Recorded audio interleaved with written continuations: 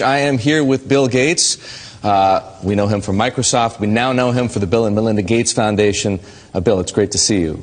Great to see you here in particular because we know the Gates Foundation for its work on infectious diseases, child health, nutrition, agriculture, education, the list goes on. Why does Bill Gates care about finance?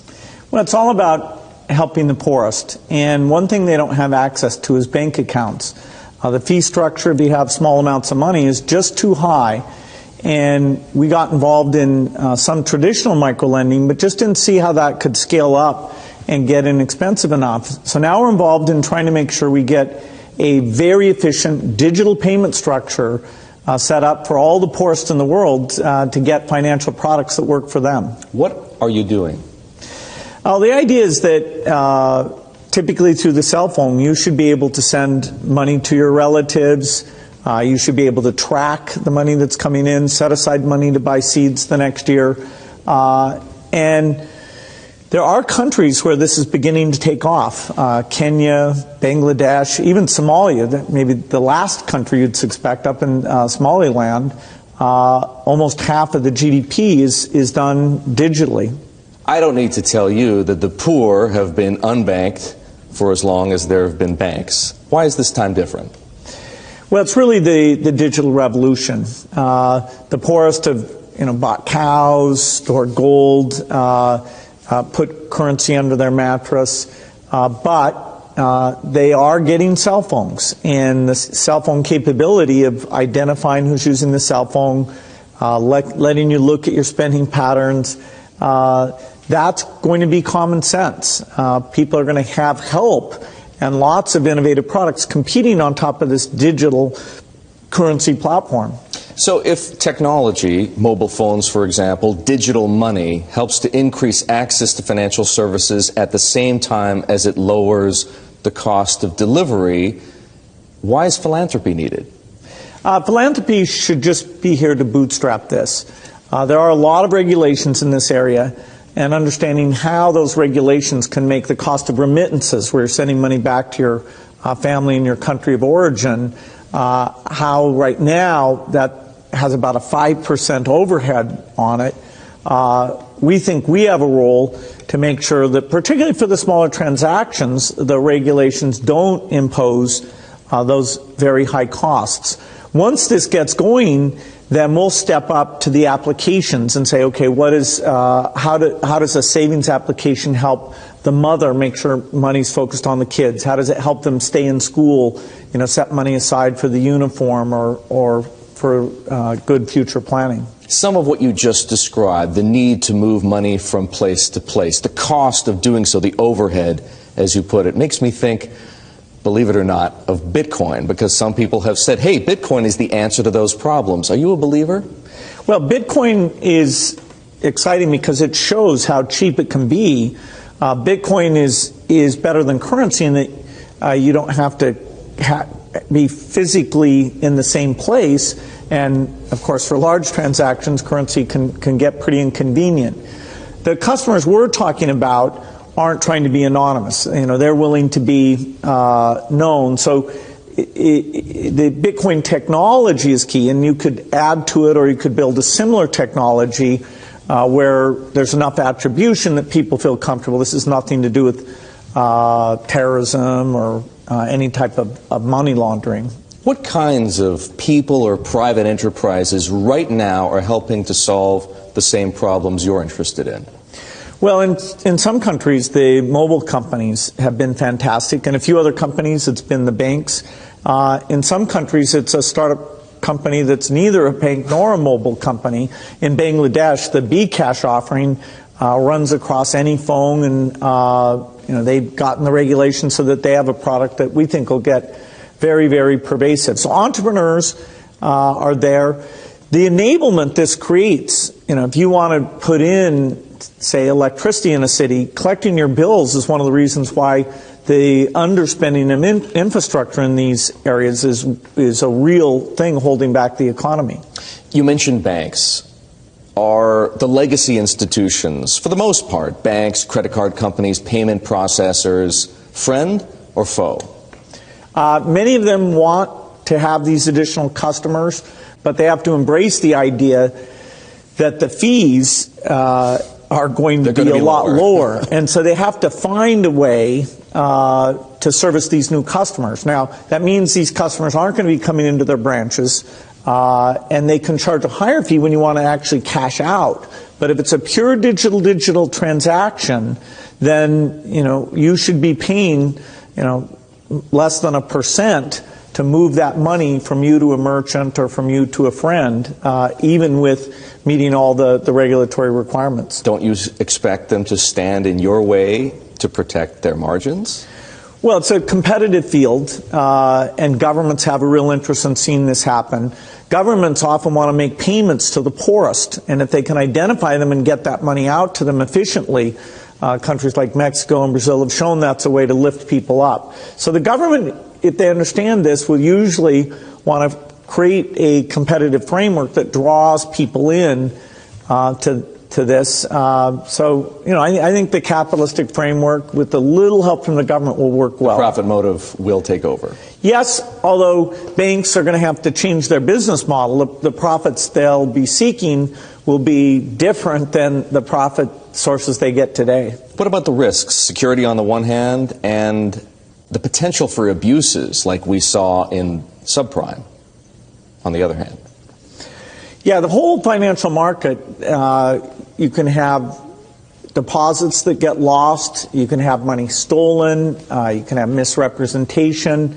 All those things have to be thought through in this new model. Now, when it's tiny bits of money that are moving around, and it's more of a savings-oriented approach, the room for abuse is much lower there. But honesty, making sure that the people who really hold these deposits are able to stand behind them, some of those basic requirements will still be necessary. Bill, a lot of people say Apple Pay is going to transform the financial services industry. What do you think?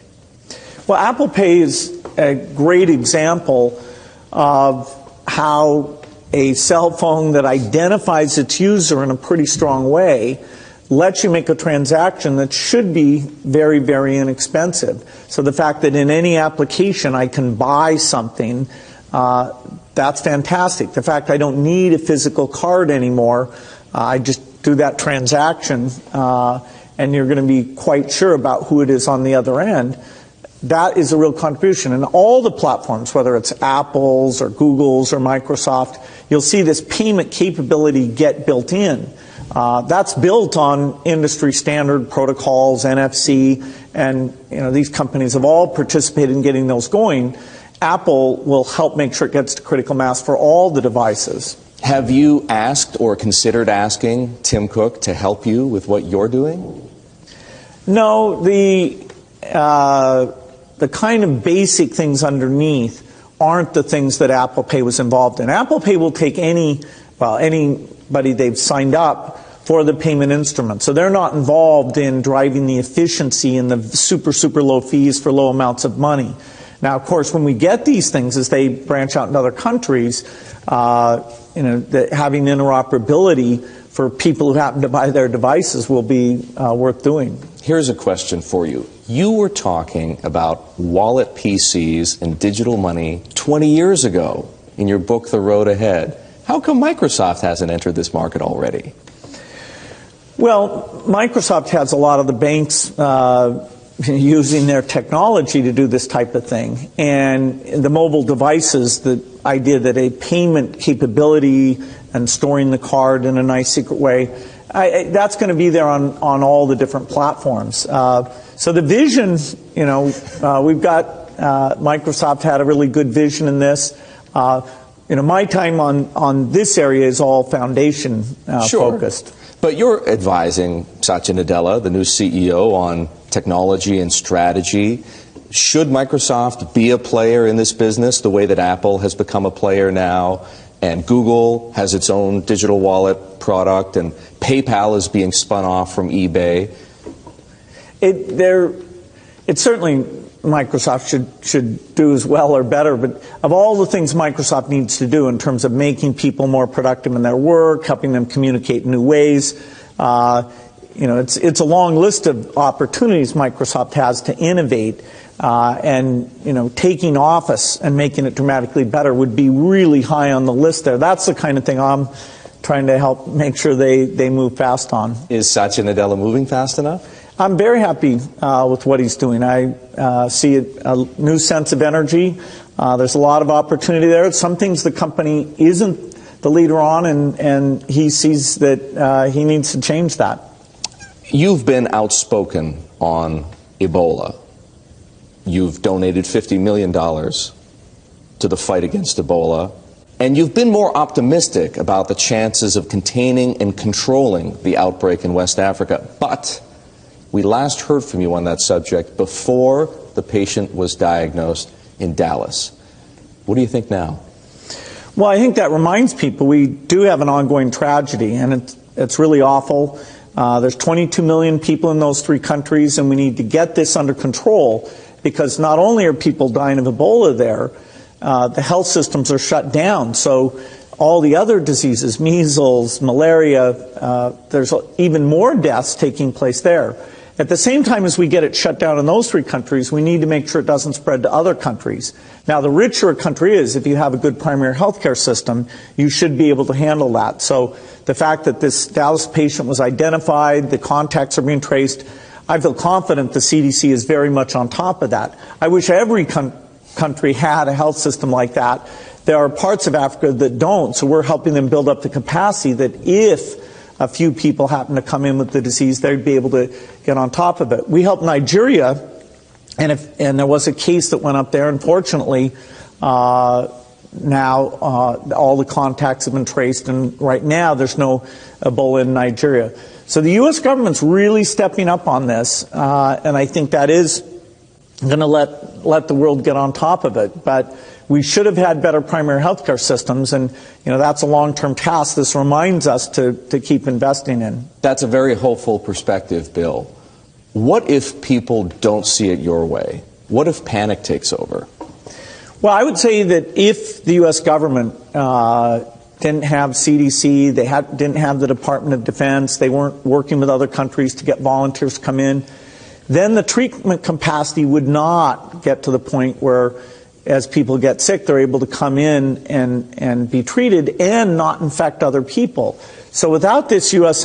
leadership on this, you could see large numbers of people, not just in these countries, but a lot of spread. So this is a very big challenge we've been faced with. I think our tools and response, our generosity is going to be up to the challenge, even though the death toll will be quite significant. I'm just impressed that the U.S. really, despite all the other world leadership things they're doing, really put this to the top of the list, and even got the Army and their top people involved. And our foundation is partnering with them to help in any way we can. Bill, so much of the work that you do is in the developing world. It makes me wonder, what do you think of this country's prospects? Well, the United States is an amazing country with great opportunities, and I get to see all the innovation that's taking place here. The issue my wife and I decided to focus our U.S. philanthropy on is education. Sure. Whether it's the economic strength of the country or the commitment to social justice, that every kid will have an opportunity to have great success. The fact that our education system is so weak, particularly in the inner cities, means that we're not exercising our full potential. So that's been a huge effort for us. It's another place where technology could come in, but we got to get the policies right. We've got to be willing to change things, help teachers learn from other teachers. It's a critical issue. Do you see signs of improvement yet? I see points of improvement. So the overall aggregate numbers of how good American students are at math or graduating from high school or college, those have not improved a lot in the last 10 years we've been in this. But if you go visit a charter school, you can see that the right practices are doing a great job even for inner city kids. If you go see the latest in technology, I was in New York City a few days ago seeing personalized math learning called School of One. That really has a lot of promise. So I'm optimistic about the next 10 years, but no, the reform movement has not yet made a dramatic improvement in our education, while other countries are doing a far better job. Bill, for all the work that you and your wife Melinda do in this country.